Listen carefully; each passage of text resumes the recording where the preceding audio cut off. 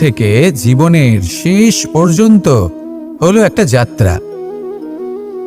আর এই যে যাত্রা, সেই যাত্রা পথের মাঝেও আমরা অনেক নতুন যাত্রা নির্ধারিত করি, অন্য অনেক লক্ষ্য লাভ করি। এবার প্রশ্ন হলো যে লক্ষ্য বেশি গুরুত্বপূর্ণ নাকি যাত্রা? কেউ বলবে লক্ষ্য বেশি গুরুত্বপূর্ণ, কারণ তার জন্যই আমরা এই যাত্রা স্থির করি। কেউ বলবে যাত্রা বেশি গুরুত্বপূর্ণ, কারণ এই যাত্রা পথে চলতে চলতে আমরা অনেকগুলো শিক্ষা লাভ করি, কর্ম করার জন্য অনেক দিশা খুঁজে পাই। এবার লক্ষ্য এবং যাত্রা এই দুই গুরুত্বপূর্ণ, কিন্তু আরও একটা তথ্য আছে অত্যন্ত গুরুত্বপূর্ণ, যেটা বুঝে নেওয়া খুব প্রয়োজনীয়। আর সেটা হলো আপনার জীবন সাথী। সেই সাথী যে জীবনের সব পদক্ষেপে আপনার সাথে চলবে, আপনার সাথে থাকবে।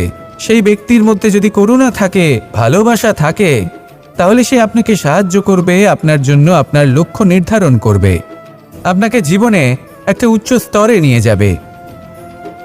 কিন্তু যদি সেই ব্যক্তি এর বিপরীত হন, তাহলে কোথাও না কোথাও তাকে পেতে পেতে, তার সাথে থাকতে থাকতে আপনি নিজের লক্ষ্য ত্যাগ করে দেবেন। তাই পথ এবং লক্ষ্য এই দুই নির্বাচন করুন, কিন্তু যখন আপনি জীবনসাথী নির্বাচন করবেন তখন কিছুটা সাবধানে, না হলে আপনার অভিজ্ঞতা সুখময় নয়, অত্যন্ত দুঃখজনক হতে পারে।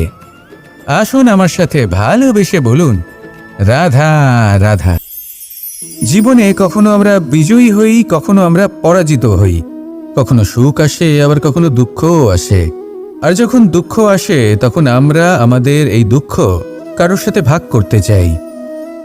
আমরা কারোর সাথে নিজের দুঃখ ভাগ করে নিই, আর সেই ব্যক্তি আমাদের দুঃখ নিয়ে উপহাস করে। তখন আমরা আরো দুঃখী হয়ে যাই।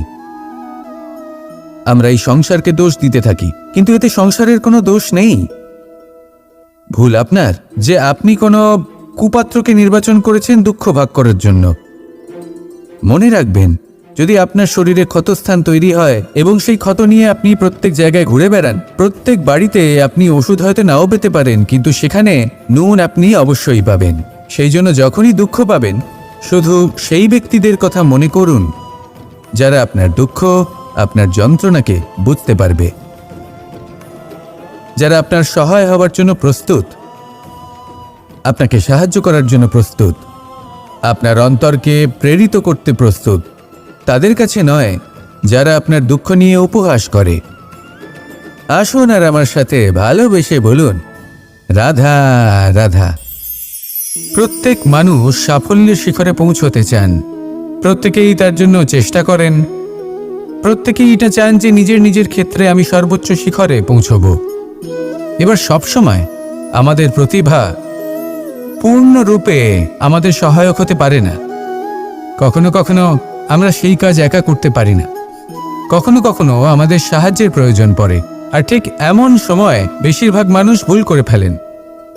আর ভুল হলো এটাই যে কিছু ব্যক্তি এতটাই তাড়াতাড়ি সাফল্যের শিখরে পৌঁছতে চান যে কারোর হাত ধরে পরবর্তী সিঁড়িতে ওঠার বদলে তিনি কারোর পা ধরে ওপরে যাওয়াটাই শ্রেয় বলে মনে করেন। এবার সাফল্য দুজনেই লাভ করেন, কিন্তু কাহিনীর এখানে সূত্রপাত ঘটে। যে ব্যক্তি কারোর হাত ধরে ওপরে পৌঁছন, সে অন্যের জন্য নিজের হাতটা বাড়িয়ে দেন, তাকে সাহায্য করেন, তাকে প্রেরণা প্রদান করেন। নতুন সম্পর্ক তৈরি হয়, বন্ধুত্বের বৃদ্ধি ঘটে, এবং এই শ্রেষ্ঠ সম্পর্কগুলির সাথে উনি শ্রেষ্ঠ জীবন যাপন করেন। অন্যদিকে সেই ব্যক্তি যে কারোর পা ধরে সাফল্য অর্জন করেছিলেন, সেই ব্যক্তি শুধু একজন দাস হয়ে থেকে যান। শুধু তাকে দেওয়া সমস্ত আদেশ পালন করেন তিনি, তার নিজের কোনো ব্যক্তিত্ব গড়ে ওঠে না। সেই জন্য আপনি যখনই সাফল্যের পথে অগ্রসর হচ্ছেন, তখন পথ নির্বাচন সঠিকভাবে করুন, কারণ সাফল্যের ঊর্ধ্বেও একটি অন্য জীবন আছে। আসুন আমার সাথে ভালোবেসে বলুন, রাধা রাধা। সকলের মন আনন্দে ভরিয়ে তোলে কোকিলের মধুর স্বর, কিন্তু এই মধুর স্বর আমরা বর্ষাকালে শুনতে পাই না কেন? তার কারণ কিন্তু এটা নয় যে বর্ষাকালে কোকিল অসুস্থ থাকে, তা নয়। কোকিল সিদ্ধান্ত নেয় নীরব থাকার, কিন্তু এই সিদ্ধান্ত কেন নেয়?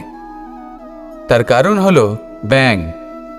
বর্ষার ঋতুতে অনেক ছোট ছোট স্থানে জল জমে, আর সেই কারণে অনেক ব্যাঙের জন্ম হয়। এবার ওই ব্যাঙগুলোর ধ্বনি এতটাই প্রবল হয় যে তাদের মাঝে এই কোকিল যতই মধুর সুরে ডাকুক না কেন তার স্বর আমাদের কানে পৌঁছবে না। সেই জন্য ও সিদ্ধান্ত নেয় চুপ থাকার। আর এটাই হলো আমাদের জীবনের শিক্ষণীয় বিষয়। আপনি যদি এমন কোথাও থাকেন যেখানে আপনার আশেপাশে মূর্খ মানুষ আছেন, তাহলে সেখানে চুপ করে থাকাই হলো সবথেকে শ্রেষ্ঠ সিদ্ধান্ত। কারণ ওই মূর্খদের চিৎকারের সামনে কেউ আপনার জ্ঞানের কথা বুঝতেই পারবে না। সেই জন্য সেখানে চুপ করে থাকুন। পরবর্তীতে গিয়ে যেমন এই ব্যাঙের ডাক এটা শান্ত হবে আর তারপর থেমে যাবে, ঠিক তেমন মূর্খদের সময় একটা নির্দিষ্ট কালের পর গত হয়। আর তারপরে আসে বিবেকবানদের সময়, আপনার সময়। শুধু ধৈর্য ধরুন। আসুন আর আমার সাথে ভালোবেসে বলুন, রাধা রাধা। মস্তিষ্কের মেধা প্রত্যেক মানুষের কাছেই আছে। এর বর্গীকরণ করা সম্ভব 3টি স্তরে: নিম্ন, মধ্য এবং উচ্চ। এবার সেই ব্যক্তি যার মস্তিষ্ক মেধা নিম্ন স্তরের, তিনি কোন বিষয়ে কথা বলেন, কোন বিষয়ে আলোচনা করেন, কি